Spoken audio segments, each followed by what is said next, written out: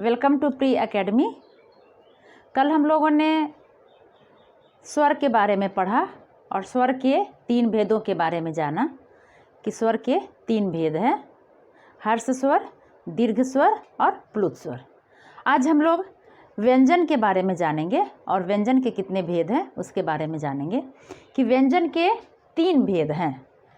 व्यंजन के 3 भेद में कौन कौन से भेद हैं उसके बारे में जान लें पहले। तो सबसे पहला व्यंजन का भेद है स्पर्श व्यंजन, दूसरा है अंतस्थ व्यंजन और तीसरा है ऊष्म व्यंजन। अब ये तीनों के बारे में जान ले कि स्पर्श क्या है, अंतस्थ क्या है और ऊष्म व्यंजन क्या है। स्पर्श का मतलब क्या होता है? छूना। स्पर्श का मतलब होता है छूना, यानी कि जब हम किसी वर्ण का उच्चारण करते हैं तो जीभ हमारे अंदर के भागों को स्पर्श करती हुई निकलती है। कि जब हम स्पर्श व्यंजन का उच्चारण करते हैं तो हमारा जीभ हमारे मुंह के अंदर जो भी स्थान है उन स्थानों को स्पर्श करती हुई बाहर निकलती है, उसको स्पर्श व्यंजन कहते हैं। स्पर्श व्यंजन में हमारा क से लेकर के म तक हमारा स्पर्श व्यंजन है। क से लेकर के म तक हमारा स्पर्श व्यंजन है, यानी कि क ख ग घ पूरा, च छ ज झ या पूरा, यानी कि क वर्ग पूरा, च वर्ग पूरा, ट वर्ग पूरा, त वर्ग पूरा, प वर्ग पूरा, यानी प फ ब भ म, क से लेकर के म तक।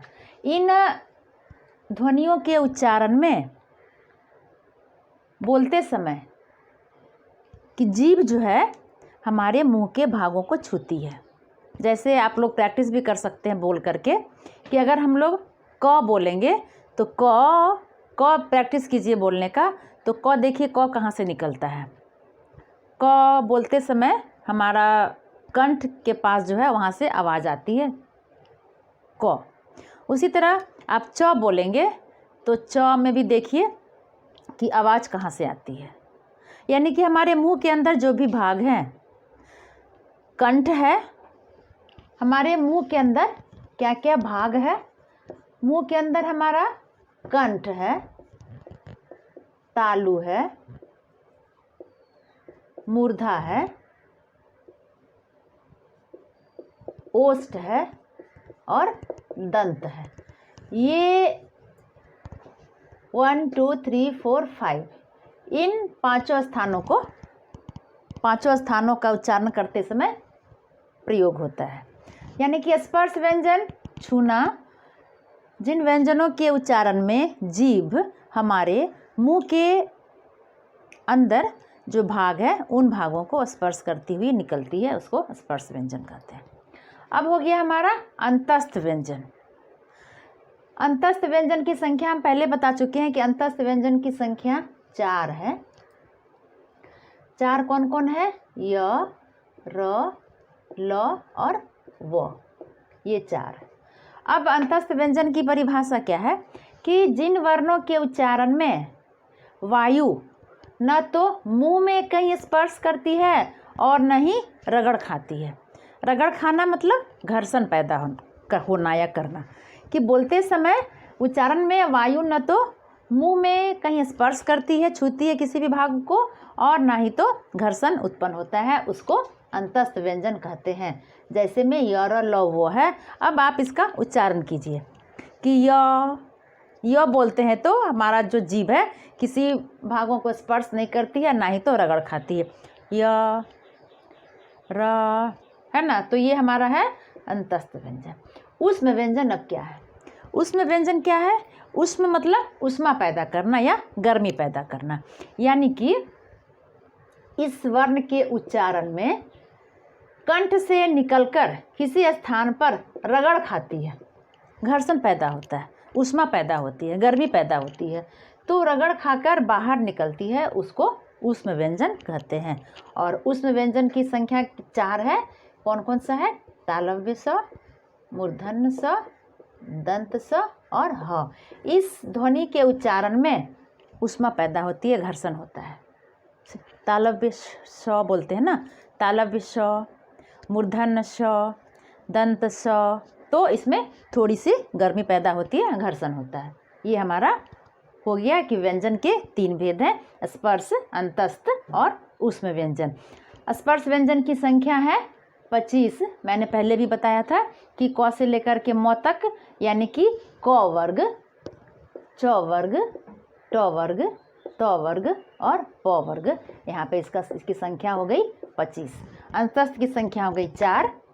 और अंतस्थ की परिभाषा क्या है कि जिन वर्णों के उच्चारण में वायु न तो मुंह में कहीं स्पर्श करती है और ना ही तो रगड़ खाती है, और इसकी संख्या 4 है, य, र, ल, व। ऊष्म व्यंजन की संख्या है 4।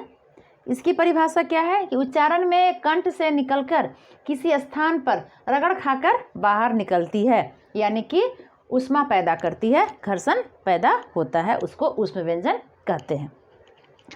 अब ये सारी चीज़ों को जानने के बाद एक चीज़ और जान लें कि स्पर्श व्यंजन की संख्या जो 25 है, क वर्ग, च वर्ग, ट वर्ग, त वर्ग और प वर्ग, इनका उच्चारण स्थान कहाँ है, हम लोग कैसे इसको उच्चारित करते हैं। अब जैसे है क वर्ग, क वर्ग कंठ से बोलते हैं, ये है उच्चारण स्थान।